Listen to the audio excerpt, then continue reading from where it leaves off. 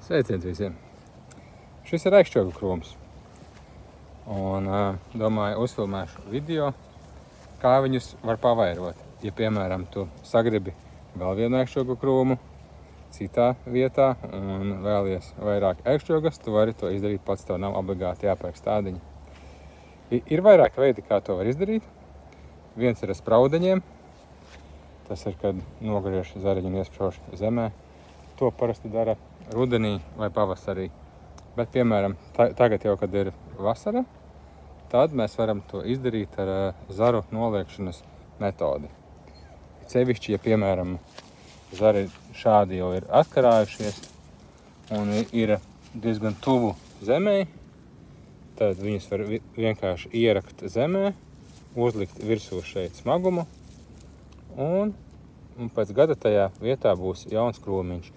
Un tad viņu var pārstādīt uz citu vietu un audzēt. Un būs tāda pati šķirne, kā bija šim krūmam. Es parādīšu, tagad aiziešu, kur jau es šādu eksperimentu esmu veicis. Tātad te ir mazāks aikšķogu krūms, saulē diezgan grūti viņu ir redzēt. Neceļās uz tā fona ļoti, bet te viņš ir, ja. Un tātad, ko es izdarīju? Es paņēmu un vairākus zarus noliecu, kā šo zaru, un iespadu zemē. Un te var redzēt, ka šogad te ir izaudzis jauns krūmiņš.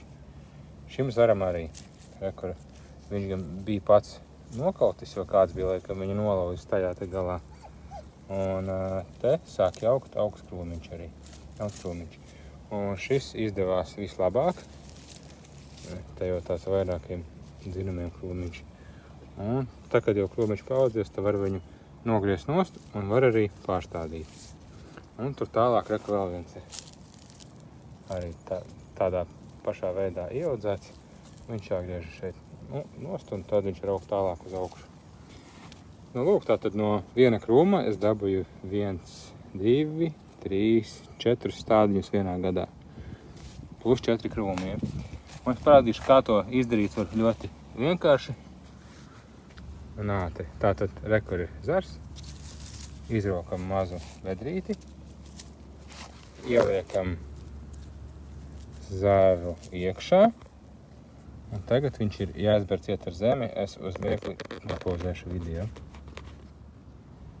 Tā, un lūk, esam atpakaļ. Es to bedrīti aizbēru ciet un uzliku virsū akmeni.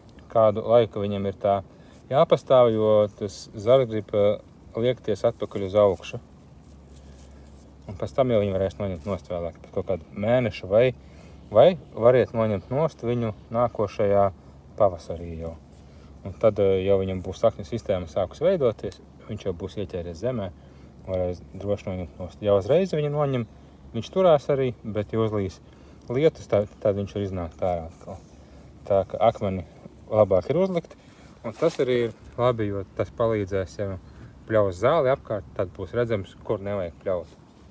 Lūk, un tad, kad pienāks laiks viņam, tad viņš būs izaudzis tik liels kā šis stādiņš, vai kā šis, tad vienkārši to veco zaru mēs ņemam un nogriežam nost. Un viss. Un tas zars vai nu var turpināt augt, vai nu viņu var atkal ierakt zemē iekšā. Un mēs astāsim viņu šogad, lai viņš auga.